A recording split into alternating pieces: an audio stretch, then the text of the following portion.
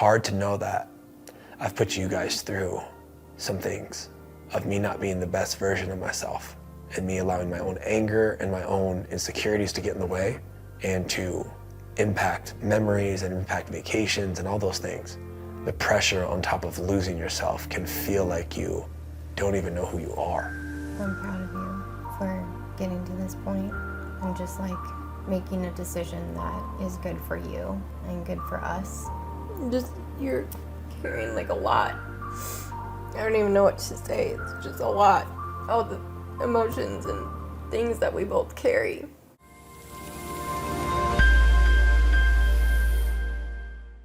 Welcome back to the Late Night Date Night podcast. And on this episode, this is titled, You Have No Idea What It's Like, where Lizzie and I share things that we are currently going through that the other person has no clue.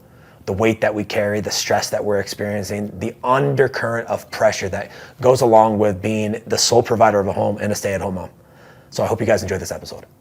When you walked away from your $140,000 a year job, and we decided that you're going to be a stay-at-home mom and I was going to be the sole provider, it almost felt like our lives split. And it was this moment where there was different weights being carried by us individually that I think a lot of times went unknown and unseen and unexpressed about the stress, the pressure, and the weight that we were carrying individually because we didn't want to talk about it, or we didn't talk about it, or maybe we didn't know even how to express it.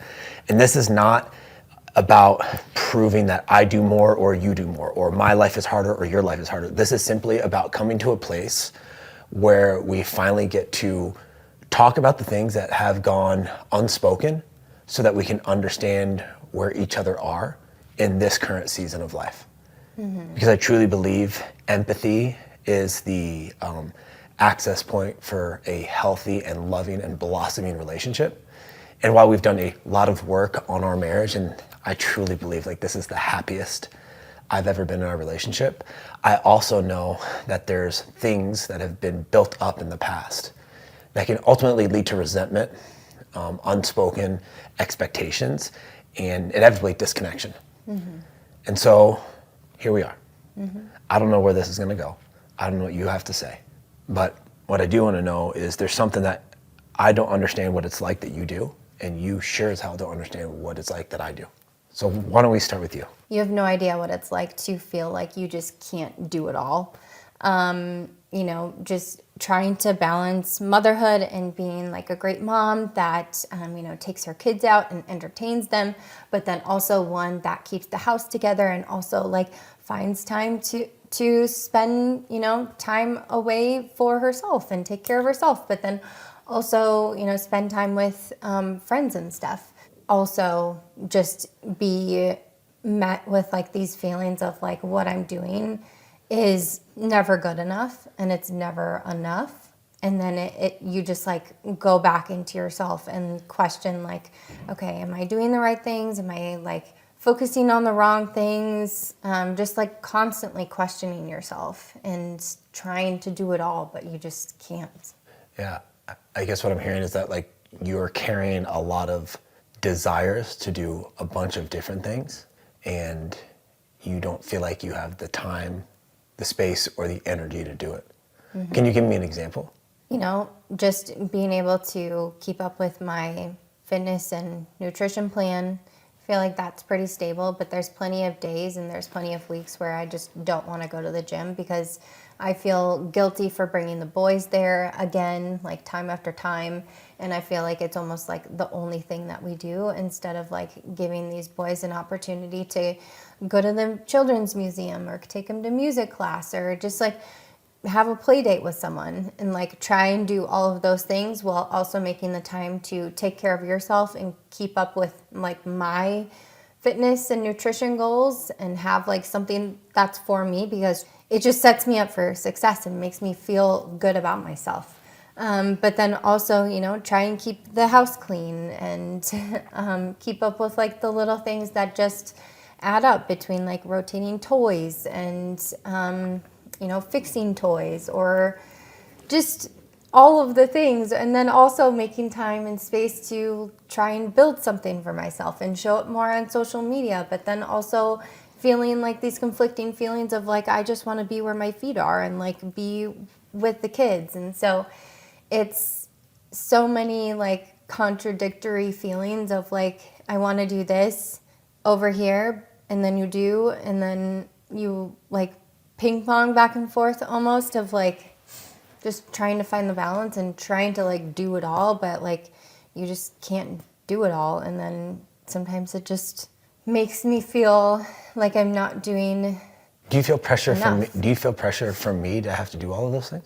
No, but I think it's an old wound sometimes that comes up of like, you know, feeling like I sway more this way one day of like focusing on myself, getting to the gym, and then also trying to entertain the kids. So then the house slips a little bit, and then, you know, something is said where like the house is a mess, and I'm like, okay, but like I spent more time here, you know? Yeah. And I guess the way I see it, or the way that I've seen it in the past, is that like, this is what you asked for, you know? And that's the lens that I've always looked at it through. And I'm not saying that these things aren't real, or I'm not trying to to not appreciate where you're coming from and your feelings. This is how I've always viewed it, right? And I think this is important so that we can kind of come together on this. You said you wanted to be a stay-at-home mom. And I look at this as like, okay, going to the gym is what, 90 minutes? And we have kids in school Monday and Tuesday. And you can go on the weekends. And there's all of these other opportunities to where I personally feel, if I just had to guess, and I could be wrong, you can tell me this, right? Because I want to know. I personally feel like there's wasted time somewhere where you're just bleeding time that is causing this. And I could be completely wrong. Maybe you are just jam-packed nonstop with the kids, dropping them off, picking them up at school, taking them to the gym, cooking lunch, and maybe I'm just not seeing the whole picture. What am I not seeing that has me maybe not judge you, that's not the right word. What am I not seeing that has me not have the empathy for you because I don't see the full picture? I mean, I don't disagree with you. Like, I do feel like there's just times throughout the day where I could be much more efficient. But I don't know. I even just like budgeting, I don't know. Sometimes I just feel like they listen a little bit differently for you than for me. Because I feel that way too. I feel like sometimes they listen differently for you. Well, it takes me like 35 minutes just to get them dressed some days, you know? And it's like, gosh, or even just like going to the bathroom last night. Like, why does it have to take like 15, 20 minutes to just do your business and get out of there, you know? And so it's just like, I feel this sense of like, this is just wasting time. Why does everything have to take so long? Like, can't we try and speed things up? And like, I don't know. Does it come from a lack of planning? A lack of like structure in your day of like, hey, Mondays I'm gonna do this and I'm gonna build something for myself. And then Tuesdays we're gonna shoot this podcast. And then on Wednesdays I'll have time with the kids and I'm not gonna do these other things. And then on Thursdays I'm gonna, wake up early and I'm gonna post for something to build whatever it is that you're trying to build. And then Thursday afternoons you'll have time with the kids. Like, is it a lack of structure that is creating these feelings? And because there's no structure, it just feels like chaos? Maybe. I'm just asking. I don't know. I don't know the answer. I feel like I'm pretty disciplined though. Of like, I mean, I've had to revise my schedule the last like few weeks based on when we're doing this and like when people are coming to finally address this. This is a one-off though. That's not fair. I know, but it keeps me home. And by this, I mean our house we've had a leak for the last 6 months. Not a leak for the last 6 months, but we've had 3 months. 4 months. It feels like 6 months. Feels like but they've been fixing it. But that's a one-off, right? Every other time though, like what is the thing that's preventing you from actually being structured and consistent with your time? Because for me, I come home and I'm like, how did this not get done? I don't get it, right? And that's why we're having this conversation. I don't get it. Yeah, depends on the day. I don't know. Maybe I let the kids run my day too much still, and I have to work through that, and be more disciplined and more routine about things and try and get out the door. But I don't know. It's probably like an old. What is this old wound? I don't know how many times we would get in a fight about like the house getting to be a mess. That's fair. And I think we've put some boundaries around that. Like, hey, we're going to clean up twice a day. We're going to clean up once at night, and the other times you're just going to leave the stuff in the sink.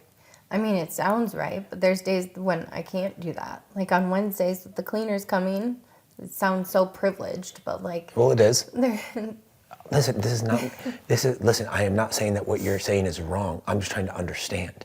Because if I can understand, then I can have empathy for it. And maybe I'm just too close-minded.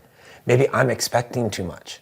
yeah. But the reality is, like, there's a lot of men who are out there producing and making money and providing, going to work, and then they come home and it's like, there's an expectation. And it's not because it's like, we're in traditional roles and the woman's gonna stay home. No, we decided that this worked for us.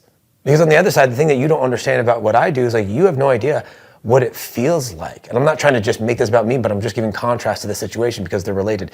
You have no idea what it's like to wake up and having to go and build something and build a business that's going to provide for the family. And if I don't do the things that I say I'm going to do, and if I don't have the structure, and if I'm not consistent, and if I'm not relentless, and if I don't have standards for myself, then we don't have money coming in. And then if we don't have money coming in, then all of the things that you want to do with the cleaners and taking the kids to Lifetime so that you can have, right, the kids there, like that doesn't get done. And so I have to be consistent. I have to be structured. I have to have discipline and standards for myself, because without them, this whole thing falls apart.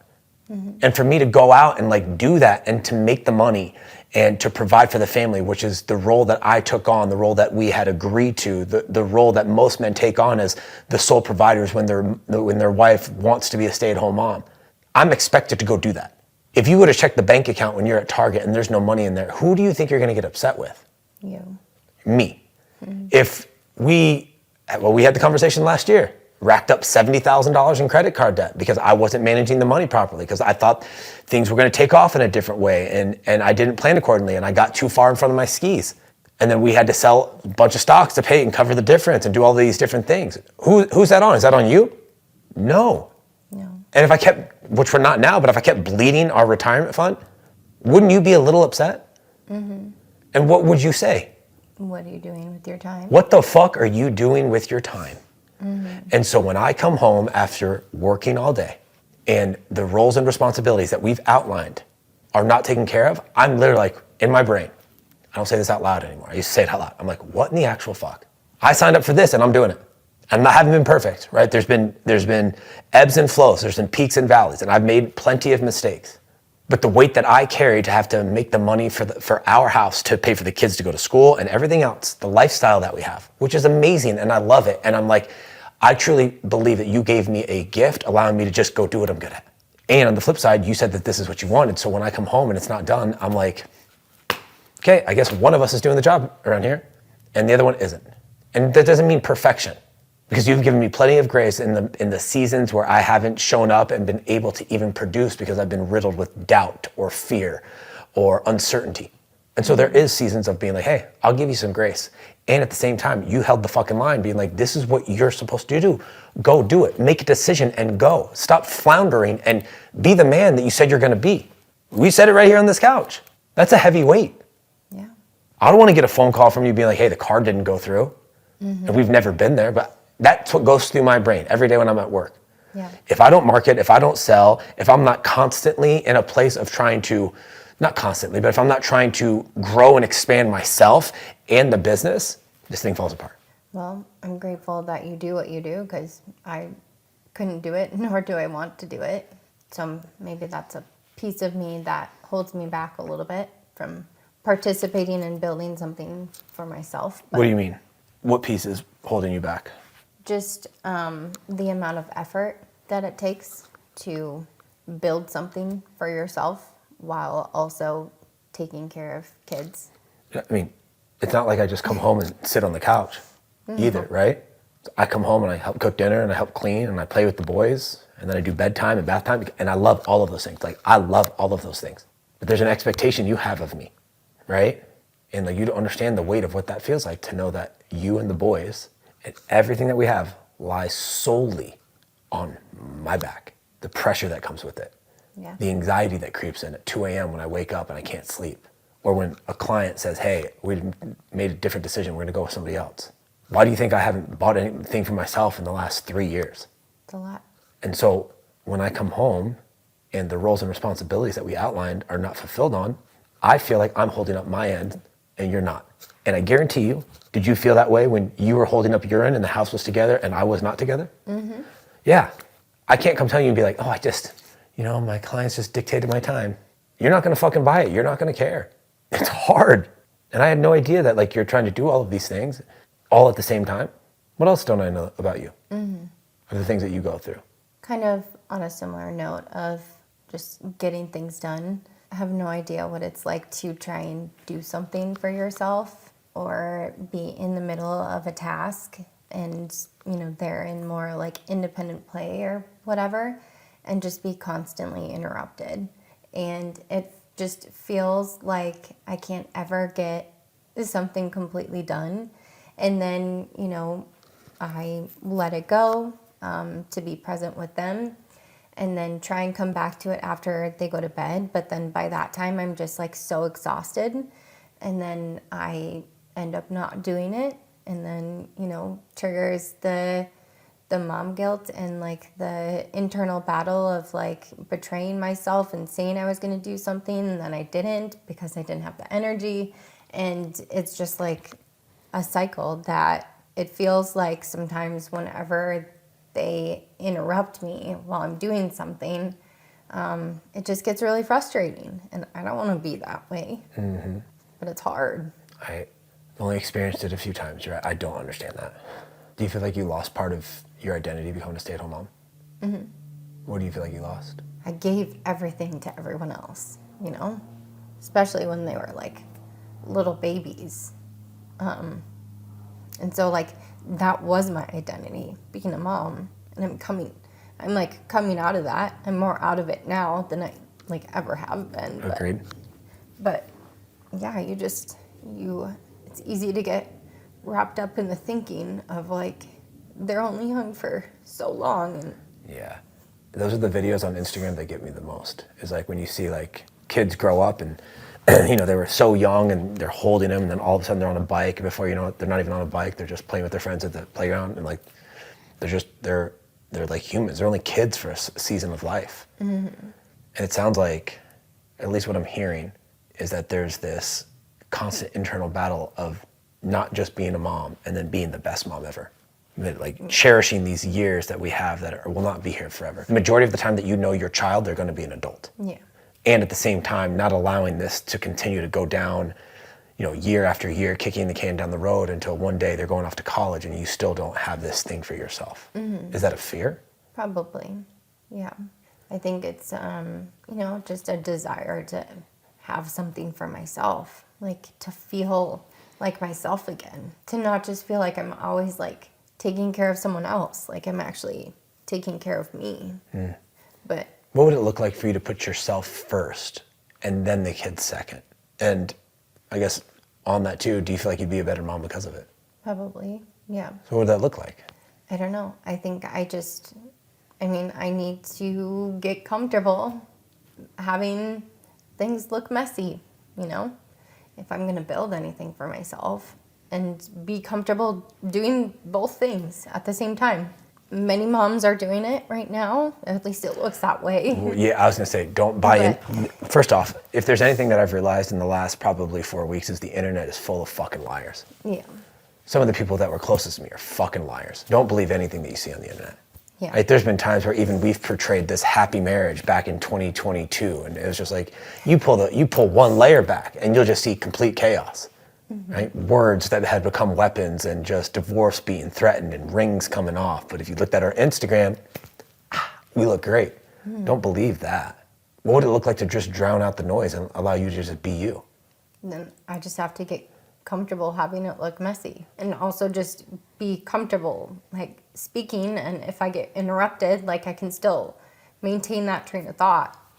I recorded a video. It's really hard. I wear black regularly, and I recorded this whole video the other day, and I was super excited about it. Mm-hmm. And then I looked down, and there's a yogurt handprint on my shirt from one of our children. That's literally my every single day. And I just was sitting there being like, fuck it. This is where I'm at. Right? And if people be like, oh, you got jizz on your sweatshirt, which is what people would say. They'd be like, well, nice. Or maybe that's just the joke that I would make. Yeah. But I just let it go. I just let it ride. Like that's just where I'm at. And I think what you see on the internet is like this polished thing, which makes you contrast and compare yourself to these other women who have it all together. I know plenty of women who have it together on the internet and they're getting divorced behind the scenes. Plenty. Same thing with dudes. Our marriage is great. Meanwhile, behind the scenes, his wife is screaming at him nonstop. Is this really about doing it all?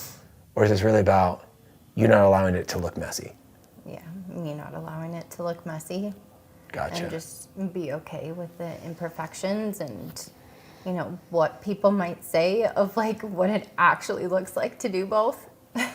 Well, I mean, I think it'd be very refreshing. I can't imagine, you know, I have a lot of empathy for you in the sense that, you know, you're coming from the dance world where everything's about how you look and the way your body looks, and, you know, even the dance moves have to be perfect.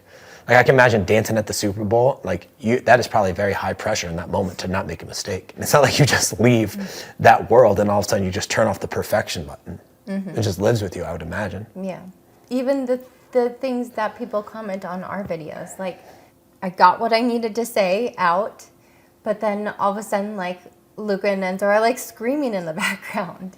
And you don't want people to assume, you know, You're neglecting the your wrong kids. things. Yes. Yeah. Well, It can be a very, like, that piece can, like, really hold me back because I get it. there's internet trolls out there of being like, oh, you're neglecting your kids, or like, You know, well, half of and those. then you feel guilty as a mom for prioritizing something on your phone and like trying to build something for your phone instead of like being completely Yeah. present with your kids. So and I get that, you know? but two things. One, these internet trolls are living in their parents' basement, drinking Mountain Dew, and they have Cheeto-like fingers. You know what I'm talking about? They're just like, so don't let that go too far.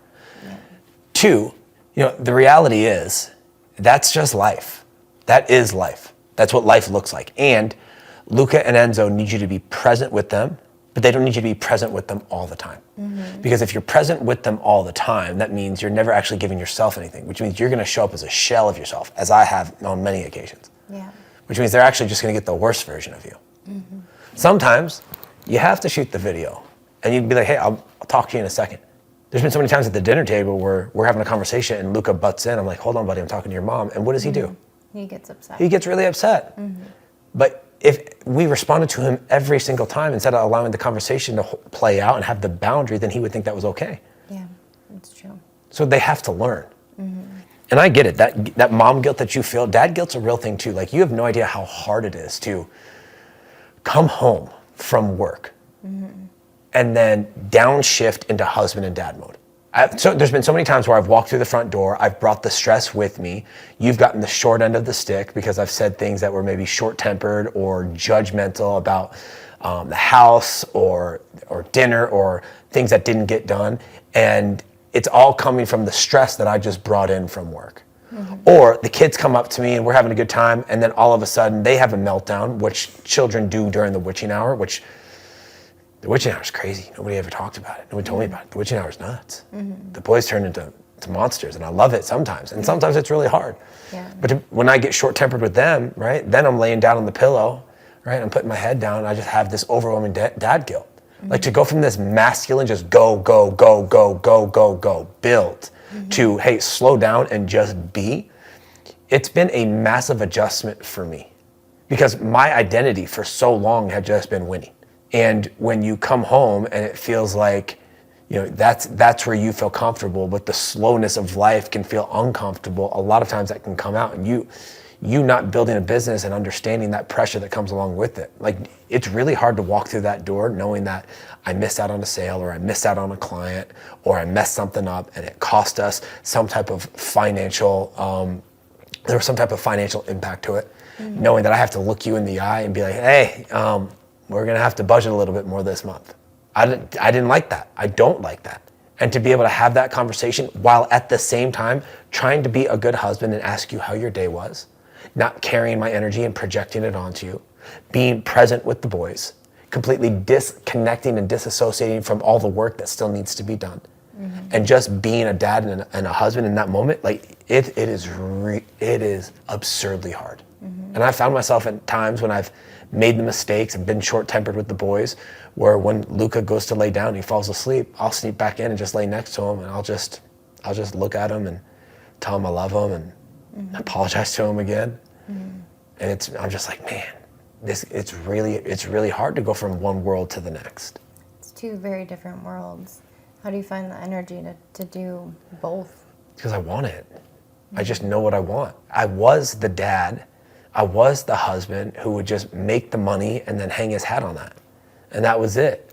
And I found myself just like, I had like this moment where it was like, I was watching myself and I was on my phone while the kids were talking to me. And I asked myself, like, is this the dad that you really want to be? Do you want them to have a boring life where they don't go outside and play with friends and have fun? Do you want to be the dad that just makes money and, they just get to live with, have fun with their mom, but never with you? And I was like, I don't want that. And so I've had to come up with my own processes, my own systems that when I come home, I sit in the car, I take some breaths, I ground myself.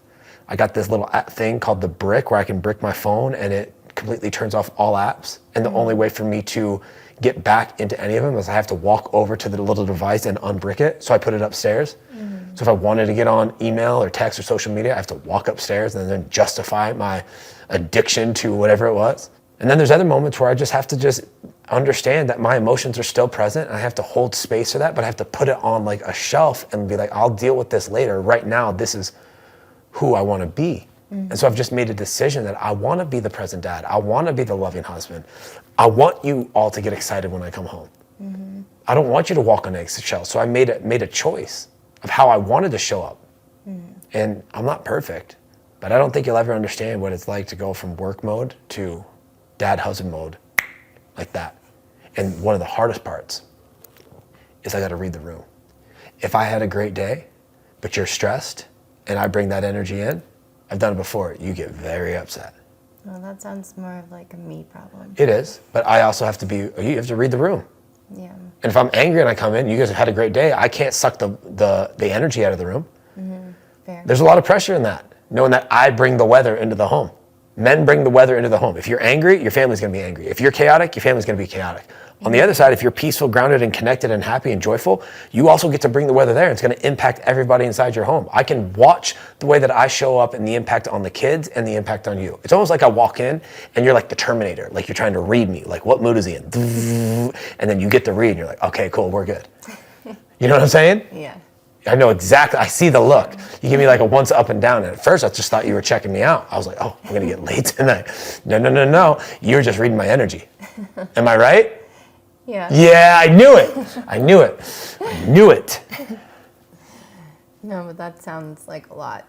It'd be hard to turn off work stress completely and then show up as like a joyful, loving, caring dad. That didn't have a bad day if you did have a bad day, or I don't know, you tell me that you carry a lot of emotions from the conversations that you have with your clients, and just being able to hold this space for them can feel some sort of heavy sometimes, and then coming home to more would be a lot.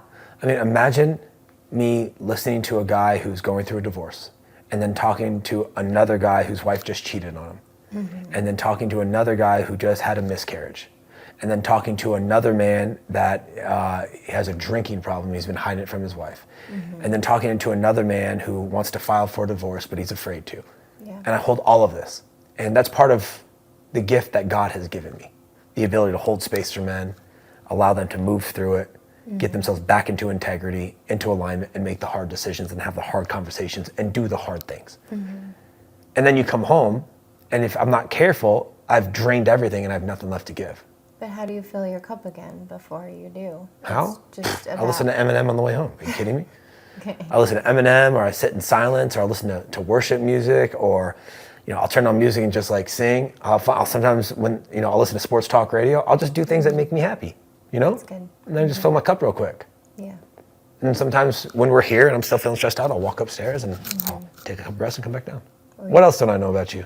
I guess I'm sensing that I might carry a lot of mom guilt as we go through this exercise. You have no idea how hard it is to like set and enforce boundaries while like simultaneously feeling like doubt and insecurity that you're being too hard on the kids or you're expecting too much of them. It's like this constant battle. Something happens and I try and show up with love and affection and like really get to the root of like what's happening, while also understanding that we have boys, and like boys are just more energetic and Are you like afraid to expect. discipline them?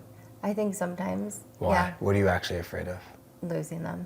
Why are you afraid of losing Or them? just like having them not like me, but it's so Well, it's- stupid it- because like you can't. I don't think it's stupid, I don't know. but there's a guys. fear here. What is the actual fear? I just don't want to lose them, or like I don't want to. I don't know. I feel like sometimes there's just so much pressure to like parent this way, and then again like you don't want to like shame them, but like you also want to hold the line and tell them what's okay and what's not, and force that. But then they're like crying and hysterical, and you just want to be like, it's okay, I love you, like I know it was a mistake, and like I do that. But then at the same time it's like, okay, well, are they still getting the point? Like, am I doing a good enough job? Am I doing this right? There's so much information online right now about like what you should and what you shouldn't do, and all these scripts that you should follow, and it's Okay. like, I don't know. So okay, stop listening to so many people. Yeah, I know. Before the internet, how the fuck do you think people raise kids? Well, I mean, what do you think they did? They just talk to other friends and Yeah, maybe got a book from a library if those existed, but probably not. I feel I'm like pretty they're sure probably libraries existed. No, libraries existed, but like, did parenting books? I guess probably. I'm sure they did. Behavioral therapy. And But stuff. think about that. Like, my parents. I mean, I'll never forget. You know, we had Luca, and there's a bunch of friends that recommended this one book. Is that Baby Wise? Baby Wise. And we were reading it because all of these people swore by it. And I'm not saying I'm sure it works for some people. But I'll never forget, like, we were stressing ourselves the fuck out about sleep schedules and food schedules and all this thing. And my dad pulled me aside. He goes, throw away the fucking book. I go, what do you mean? He's like, throw away the fucking book. He's like, you guys don't need it. Yeah. I was like, okay. And it was just one of these things where it's like, dude, and we know what to do. You always know what to do. Always. Are we going to do it perfectly? No. Yeah. You ever watch a football team play to not lose? Like, they're up by a few points and they start playing not to lose? Yeah, they lose. They always lose. And I think the same thing applies here. If we play to not lose our boys, we're going to lose them. Our responsibility, I can't remember who it said, but there's like seasons. In the beginning of it, we're not supposed to be their friends. We can't actually be their friends until after they turn like 25. Yeah. Right now, we're supposed to be just their guide, right? A mirror, and hold things back. And then you're like, right, you're their coach at some season. And then you're just like, you're their mentor. And then you're their friend. And I look back on my parents and like, I'm sure they made mistakes, right? And at the same time, they also did a pretty good job. And I'm not like trying to pat myself on the back here, but they did a good job because like, I want to spend time with them. But they were hard on me. Yeah. Not in a bad way, but they held the line. They held the boundary. I knew what was right and what was wrong. I got grounded. I got reprimanded. I got spanked. I'm not saying we need to spank, but what I am saying is like, if you're afraid of losing them, what do you think is going to happen? Probably lose them. Yeah, and I know my parents did the best that they could too, the knowledge that they had. And I don't know, it's just, I think it's this fear of like, I have to do it this way. And if it's not like exactly to like the script that I've seen online, then it's the wrong way. So perfection again? Perfection, yeah, and just learning to like trust myself. One of my friends, Sean Whalen, he started Lion Not Sheep. And it's relevant whether you agree with him or not. He's a good dude. And he put up this video one time where it talked about, we trust in all these other voices, but do we actually trust in the one voice that we know? Yeah. The way that God speaks to you about what to do. Can we actually trust this? And when the noises are too loud, they create doubt, they create fear, they create uncertainty. Yep. And it's until we quiet the noises that we can actually hear what we're supposed to do. You already know what to do. Are there tips and tricks? I'm sure there are, but children's behavior is more of a reflection of who we are. And so if you're anxious or I'm anxious or I'm short-tempered or you're angry, whatever it is, they're just going to reflect whatever it is that we are. Kind of like that Terminator thing. They're reading it too. Yeah.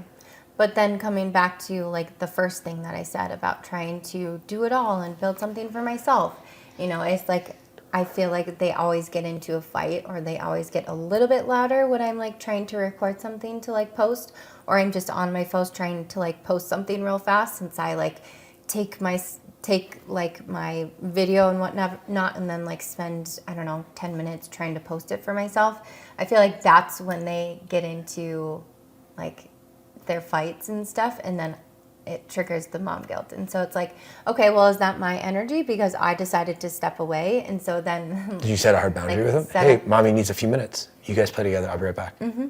You say that? Yeah, I do. I just still do think that they're a reflection of us. Yeah. 100%. And they're young, right? There's still going to be some growth and evolution to this whole thing. But I think what it really comes down to, what I'm hearing, is just like, you're afraid and you're still living in perfection. And that's just where you're at. Yeah. It's your journey. You know, I think one of the other things you don't know about me is just how lonely I am.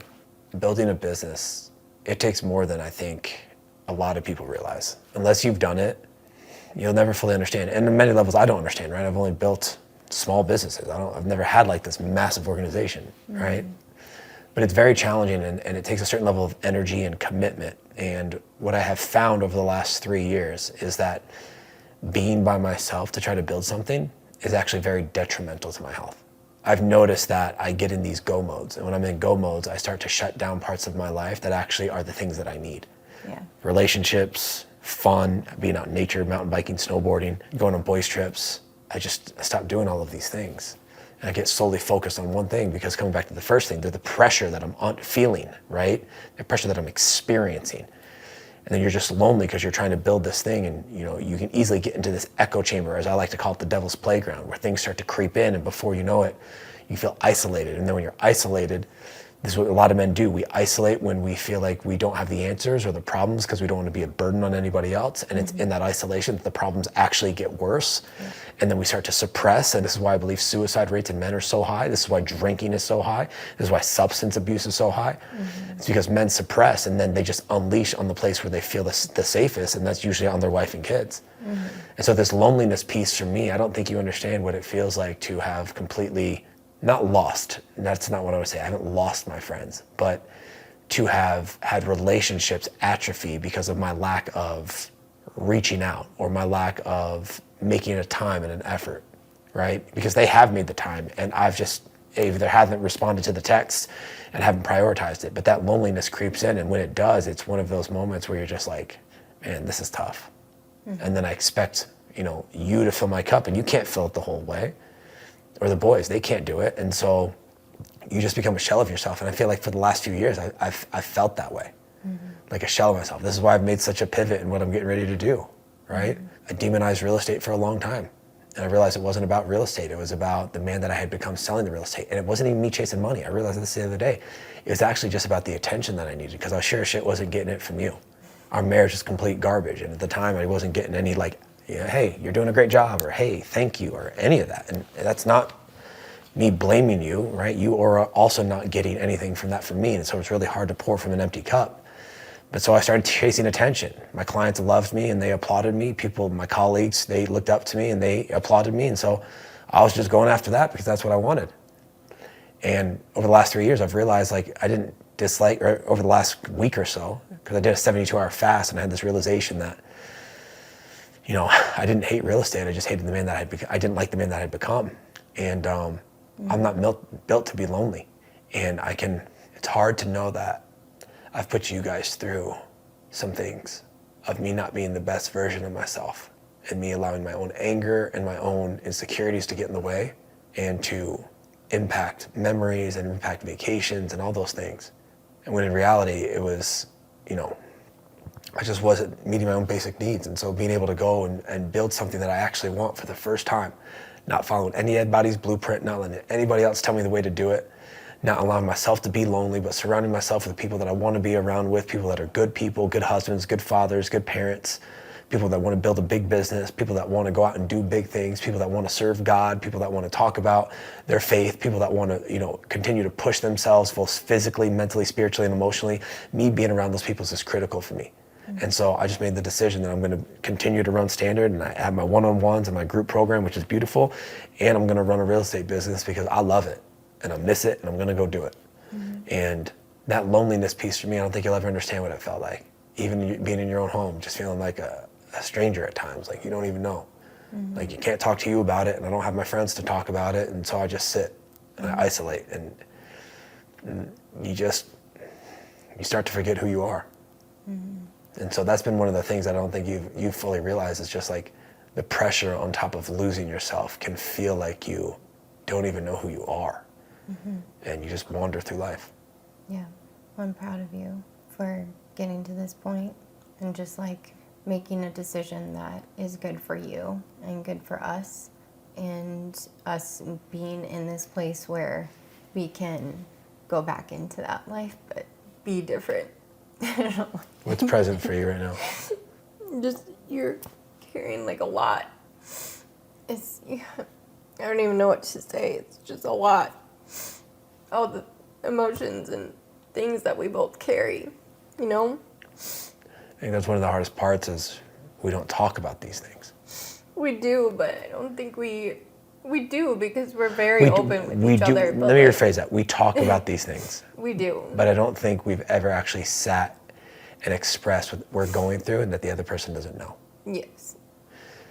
And that's kind of what I wanted to leave this with. Like, I put together this exercise that I would encourage anybody out there to do. And so I'm going to just kind of read it off, right? Like, I want you to take this away for yourself, for your relationship. Because so many times the fights are unnecessary, the disconnection isn't needed.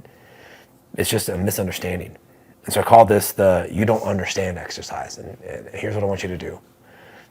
You're going to do just like we did. One person is just going to speak for 5 minutes about where they're at. And if you're the other person, you're just going to listen. And you're going to mirror back what you heard.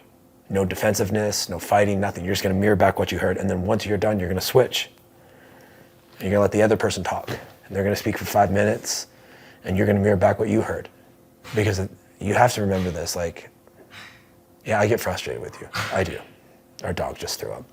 I get frustrated with you, but it doesn't mean I don't love you.